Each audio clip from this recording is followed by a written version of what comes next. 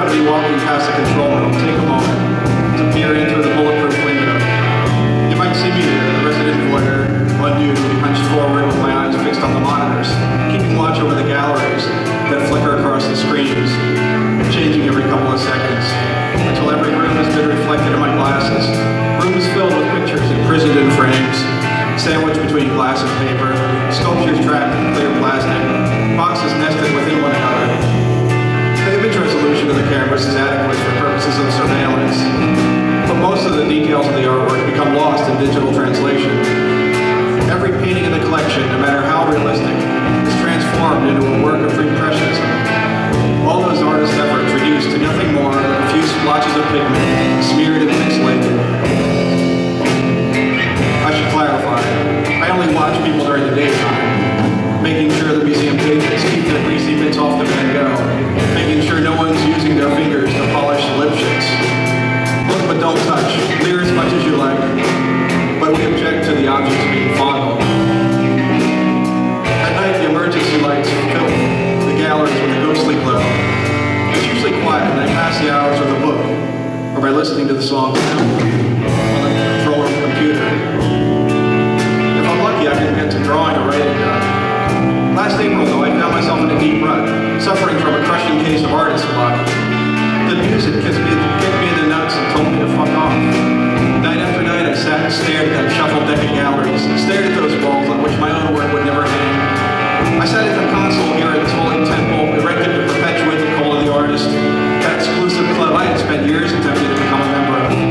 Though I had infiltrated the institution itself, becoming one of its paid protectors, I remained an outsider, an internal imposter, having long ago toppled off the art school conveyor belt, chosen a career path overgrown with briars and brambles, fumbling through a string of minimum wage jobs.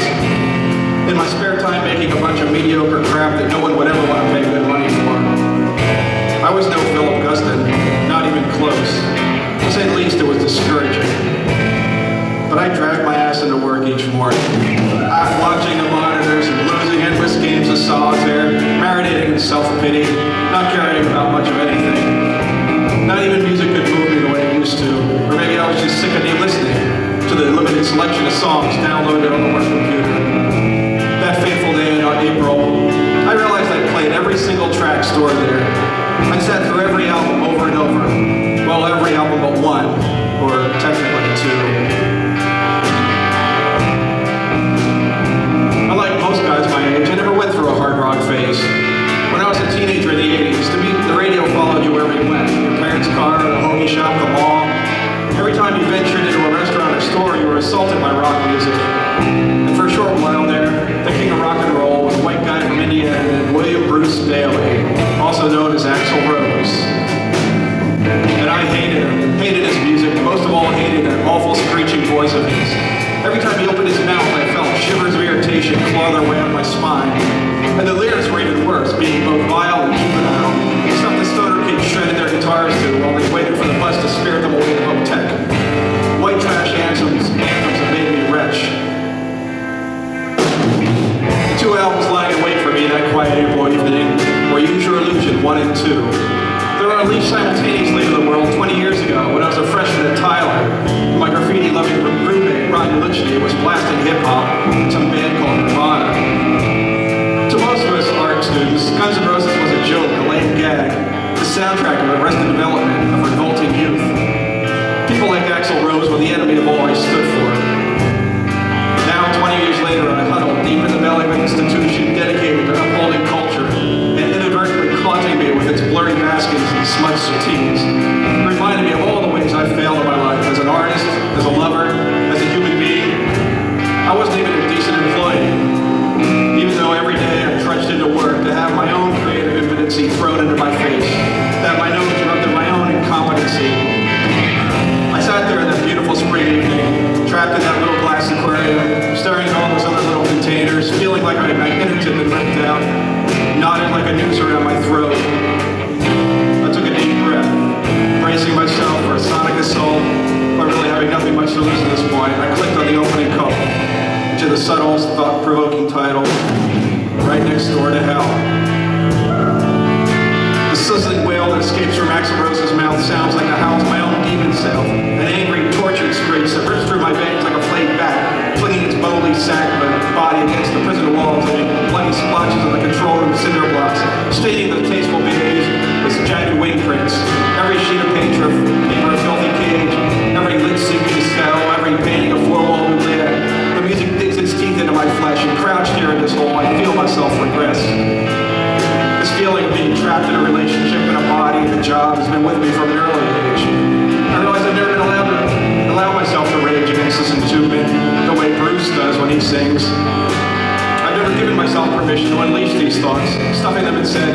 bottle, preferably vodka, like furled messages filed off the bow with a ship that's been sinking without ever having left the dock.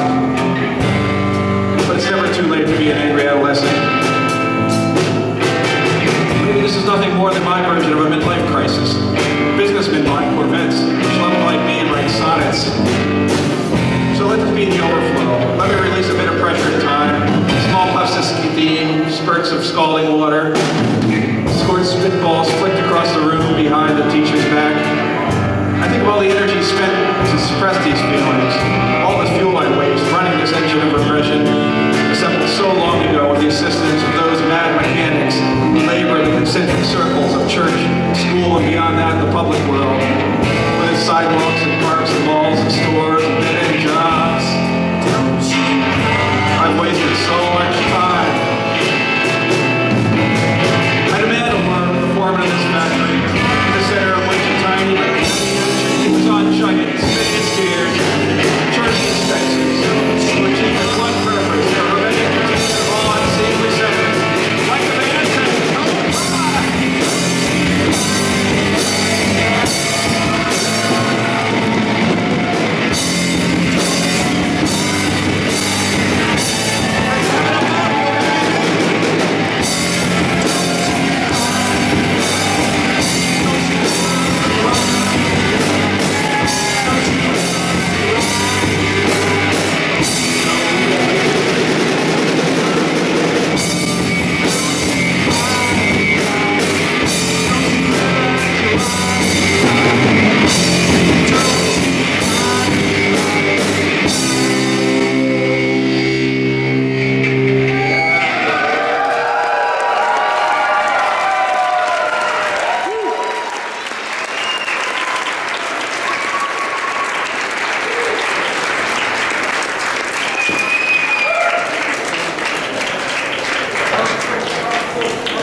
There he is.